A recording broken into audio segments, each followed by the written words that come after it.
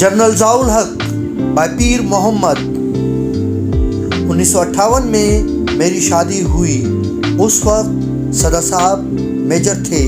मैंने उन्हें अपनी शादी का बताया ही नहीं, ना बुलाया।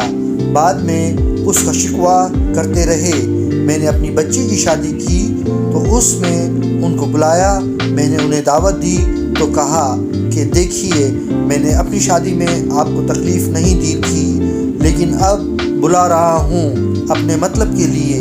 मतलब भी पैसों का नहीं है, ना शादी के लिए कुछ चाहता हूँ। हमारा इलाका बहुत दूर दराज है। आप वहाँ जाएंगे तो वहाँ के लोगों के चंद मसाइल हल हो जाएंगे। अल्लाह के हुक्म से सदर साहब शादी में आए और मैंने उनसे वादा लिया था कि मेरी बेटी की शादी पर आप वही कुछ देंगे जो दूसरे लोगों की बेटियों को देते हैं जब उनकी शादी पर जाते हैं। तो इसके अलावा अगर आपने देना है तो मत जाए। कहने लगे, इतने मालदार हो गए हो। मैंने कहा, जी मालदारी की बात नहीं है, मैं अपने इलाके के लोगों की बात करना चाहता हूँ। गांव वालों को वो कुछ दिया जो हमारी तवक्कात से भी बहुत ज़्यादा था। सड़क दे दी, हाई स्कूल दे दिया, गैस गोबर गैस दे दिया, पानी दे दिया, टेलीफोन एक्सचेंज दे दिया। जो कुछ हमारी ज़रूरियात थी उनको पूरा करने का सामान कर दिया। हमारे गांव की 2,500-3 हज़ार की आबादी है, लेकिन 2-3 मील के इलाके में आबादी 25,000 के करीब बन जाती है। ये सहूलतें इस पूरे इलाके को दे दी गई। सदर साहब के साथ बेगम साहिबा भी थी, जैन भी थी, पूरी फैमिली गई थी। सब ने रस्म और रिवाज के मुताबिक अपनी तरफ से दिया। मैंने बताया कि मैंने शर्त लगा दी थी, इसके बावजूद उन्होंने और घर वालों ने दिया। शादी के बाद कराची चले गए। वहाँ से मुझे फ़ोन आया कि तुम्हारा खाना बहुत अच्छा था। साथ ही कहा कि काम करने वालों को मेरी तरफ से 500-500 रुपये दे देना। पूछा कि पैसे हैं या कोई इंतज़ाम कर दूँ। मैंने जवाब दिया कि मैं ख़ुद इंतज़ाम कर लूँगा। बाद में ये पैसे मुझे दे दिए।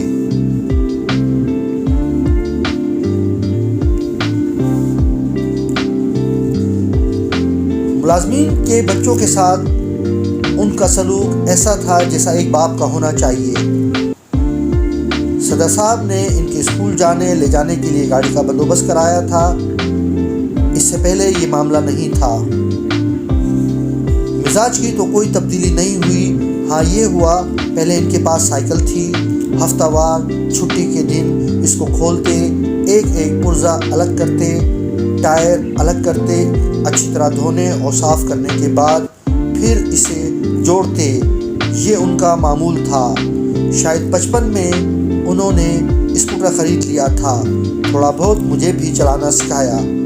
इसको भी साइकिल की तरह साफ़ करते थे। पाकिस्तान से बाहर कोर्स पर गए थे। वहाँ से वापस आए तो कार ख़रीद कर लाए। ये 1956 या 1957 की बात है। फोकस वैगन ली थी, पीछे से खुली थी। बच्चों को इसमें सुला देते। इस पर बड़ा सफ़र किया, कोयटे तक इसमें गए। मुल्क से बाहर जाते तो हमारे लिए भी कुछ ना कुछ ज़रूर लेकर आते। मेरे पास अब तक वो घड़ी है जो वो बरसों पहले मेरे लिए लाए थे। अमेरिका गए तो वहाँ से वापसी पर 3-4 मुलाजिम थे, सबके लिए लाए थे। बाहर जाते तो मुलाजमीन के लिए कुछ न कुछ ज़रूर लेकर आते और बेगम साहिबा अपने हाथ से देती। हर बात ही ख़ास है, आपको क्या बताएं। इसे अखबारी बात ना समझें। वो मेजर थे, हत्ता के कर्नल थे, हत्ता के ब्रिगेडियर थे, हत्ता के जनरल थे, हत्ता के मार्शल लॉ एडमिनिस्ट्रेटर थे, हत्ता के सदर थे, लेकिन थे ज़ियाउल हक। इसी तरह बात करते, इसी तरह बात सुनते। मेरे बारे में कोई शिकायत करता कि रौब डालता है तो समझाते, भाई ये वक्त है, मौका है, लोगों की खिदमत करो, लोगों पर रौब ना डालो। अगर अफसर लोग उनकी तबीयत को समझ जाते, उनकी तरह हो जाते تو پاکستان میں کوئی غریب نہ رہتا۔ غربت کو وہ ختم کر دینا چاہتے تھے۔ غریبوں کا دکھ سن کر بے چین ہو جاتے تھے۔ کہتے تھے آپ کسی کو جانتے ہوں یا نہ جانتے ہوں، اس کی مدد کرو، اس کی تکلیف دور کرو۔ جس رات مارشل لا لگایا میں ادھر ہی تھا، اسی گھر میں ساتھ ہی اپنے کوارٹر میں چلا گیا تھا۔ فون کر کے وہاں سے مجھے بلایا رات کو 11 بجے کے قریب۔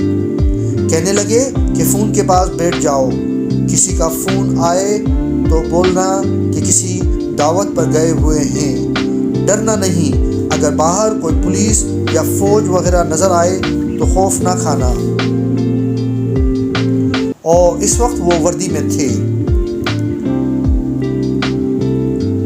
جی بھٹو صاحب کا فون آیا تھا 2 دفعہ، میں نے خود اٹینڈ کیا۔ وہ خود بول رہے تھے ضیاء صاحب کدھر ہیں؟ میں نے جواب دیا کہ جی باہر گئے ہیں۔ دوسری بار پھر آیا تو میں نے پھر یہی جواب دیا کہ باہر گئے ہیں۔ پوچھا کدھر گئے ہیں؟ میں نے کہا کہ جی بتا کر نہیں گئے۔ تقریباً 11:30 بجے کی بات ہوگی۔ باہر پولیس آ کر کھڑی ہو گئی، فوجی آ کر کھڑے ہو گئے، کھڑپڑ ہونے لگی تو میں سمجھ گیا کہ کچھ ہونے والا ہے۔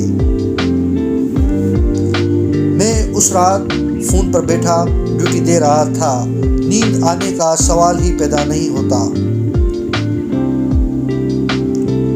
جنرل صاحب نے واپس آ کر پوچھا کہ بھائی ڈرے تو نہیں؟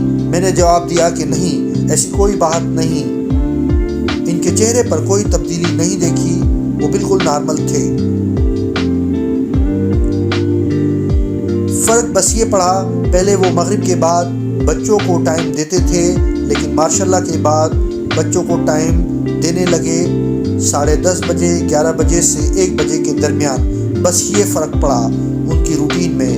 بچوں کو وہ ٹائم ضرور دیتے تھے، خواہ آدھا گھنٹہ، خواہ 1 گھنٹہ، خواہ 1.5 گھنٹہ۔ رات کا کھانا قریباً اکٹھے کھاتے، بچوں کے ساتھ دعوت میں جاتے تو وہاں سے کم کھا کر آتے، تھوڑا بہت گھر میں ضرور کھاتے تھے۔ کھانا نہیں تو فروٹ ہی کھا لیتے بچوں کے ساتھ بیٹھ کر۔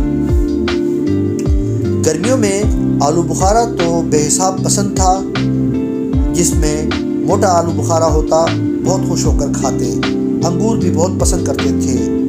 کھانے میں ان کو جو مرضی دے دیا جاتا شکایت نہیں کرتے تھے، ہر چیز کھا لیتے تھے۔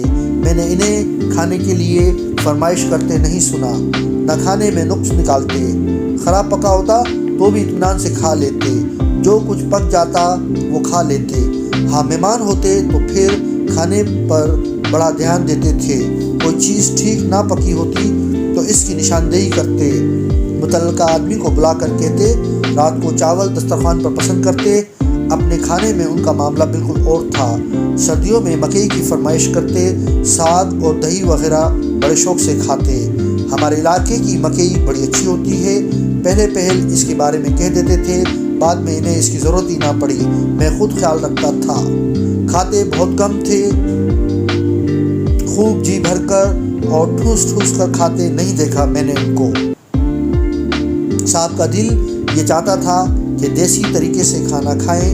پہلے وہ باورچی خانے ہی میں کھانا کھایا کرتے تھے۔ باورچی خانہ بنایا ہی اسی طرح تھا کہ اس میں بیٹھ کر کھانا کھایا جا سکے۔ بیگم صاحبہ پھلکے پکاتی یا میں پکاتا یا کوئی اور پکاتا، صاحب وہاں بیٹھ کر کھاتے۔ آرمی ہاؤس میں مسجد سے پہلے ایک تھڑا سا ہوتا تھا، مسجد انہوں نے بنوائی، پہلے چھوٹی سی تھی، اب خاصی بڑی ہے، جہاں وہ بیٹھ بھی جاتے تھے۔ مسجد کا نقشہ ان کے ذہن میں ہوتا تھا، مسجد ضرور بنواتے تھے۔ جدھر بھی گئے پہلا کام یہی کیا کہ مسجد اگر موجود ہے تو اس کی حالت ٹھیک کرائی، موجود نہیں تو تعمیر کرائی۔ دوروں میں جہاں بھی گئے مسجد کے لیے کچھ نہ کچھ ضرور کیا۔ ہمارے گاؤں میں گئے تو مسجد کی خدمت کی، کہنے لگے میں نے جمعہ پڑھنا تھا اس مسجد میں لیکن وہ پڑھ نہیں سکا، وہ جمعہ پڑھ کر گاؤں میں آئے تھے۔